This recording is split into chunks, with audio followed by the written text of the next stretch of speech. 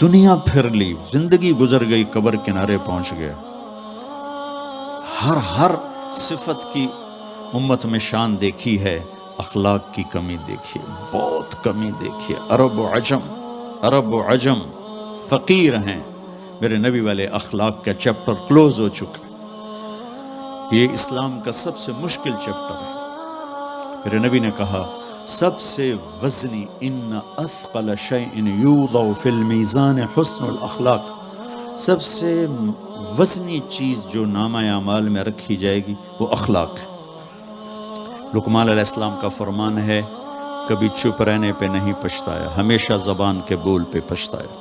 میرے بھائی بہنوں، اپنی زبان کا بول ہم ٹھیک کر لیں، کیوں کہ یہ جان پر وزن ڈالتے ہیں۔ ایک آدمی آئے گا، اس کا ترازو ایسے ہو رہا ہوگا، ایسے اسٹیبل نہیں ہو رہا، جب یوں جائے گا تو اس کا دل نیچے، جب یوں آئے گا اس کا دل اوپر، تو یوں ہو رہا، اب وہ موت ہوتی تو مر جاتا، یہ ایسے ہو رہا، ایسے ہو رہا، ایسے ہو رہا، ایسے ہو رہا۔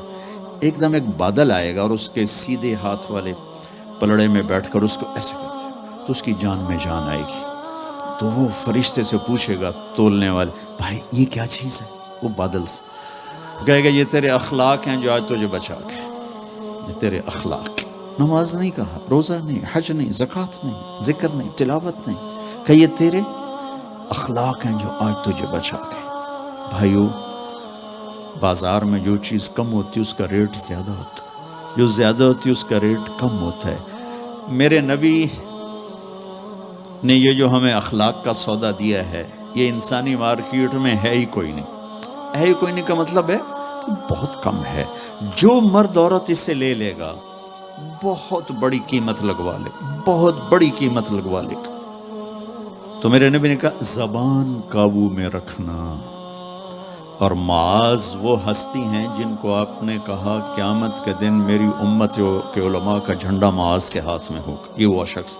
اور میں 4 سال پہلے جماعت میں اردن گیا، ان کی قبر پہ گیا تو خوشبو پھیلی ہوئی تھی، میں سمجھا چادروں کی خوشبو جو قبر پر پڑی تھی۔ تو ایک صاحب مجھ سے کہنے لگے یہ خوشبو آپ کو محسوس ہو رہی؟ وہ بھی وہیں کھڑے تھے مزار میں۔ کہا جی۔ کہا یہ چادروں سے آپ سمجھ رہے ہیں؟ میں کہا جی ہاں۔ کہا سونگو۔ میں نے چادروں کو سونگا، کوئی نہیں۔ اس نے کہا یہ قبر سے آ رہی، جب سے یہ بندہ یہاں سویا ہے یہ قبر سے آ رہی۔ 18 ہجری میں، 18 میں 1434 میں گیا، 1416 سال ہو چکے ہیں اور اس بندے کی قبر سے خوشبو آ رہی، اتنی بڑی ہستی۔ اور ان سے یوں کر کے سمجھایا کہ معاذ یہ زبان قابو میں رکھنا۔ میرے بھائیو، انسان اپنی نیچر نہیں بدل سکتا، وہ ٹورانٹو میں رہے یا وہ چاڈ میں رہے یا وہ میں تو ان صحراؤں میں پھرا ہوں، زندگی کا خوفناک نقشہ دیکھا ہے، ہزاروں سال پرانی زندگی۔ انسان اپنی نیچر میں میٹھے بول کا محتاج ہے اور کڑوے بول کا زہر برداشت نہیں کر سکتا۔ سانپ کے زہر کا علاج موجود ہے، کڑوے بول کا علاج موجود کوئی نہیں ہے۔ تو ان سب مستورات سے اپنے آپ سے کہتا ہوں، وہ اپنی زبان کے بول کو میٹھا کر لیں، خاص طور پر رشتوں کے آگے، ماں باپ کے آگے، بیوی کے آگے، بیوی خاوند کے آگے، اولاد ماں باپ کے سامنے، ماں باپ اولاد کے سامنے۔ اپنی اولاد کو بھی عزت دو۔ میرے نبی نے کہا اکرموا اولادکم، اپنی اولاد کو عزت دو، وہ لوٹ کے تمہاری طرف آئے گی۔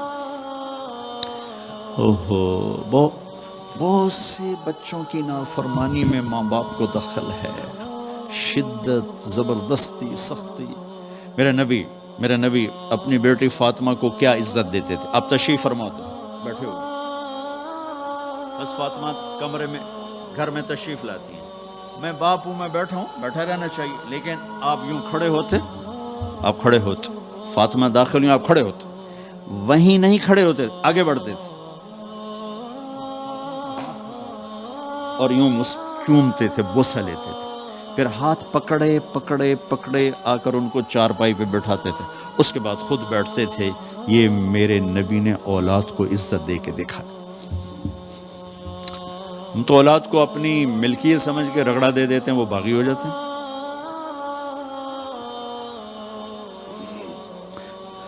رشتوں میں زبان کا استعمال، تعلق میں زبان کا استعمال، یہ انسان کو اونچا اور نیچا کرنے والی بہت بڑی چیز۔ اس لیے جب کبھی غصہ ہو چپ ہو جاؤ، بولنا نہیں۔ غصے میں آدمی صرف نبی صحیح بول سکتا ہے، غصے میں صرف نبی صحیح بول سکتا ہے، باقی کسی میں یہ طاقت نہیں کہ غصے میں وہ صحیح بول سکے، لہذا چپ ہو جاؤ، گزرنے دو لہر کو، اس کے بعد جو کہنا چاہتے ہو کہو، ورنہ پتہ نہیں کیا ہو جائے۔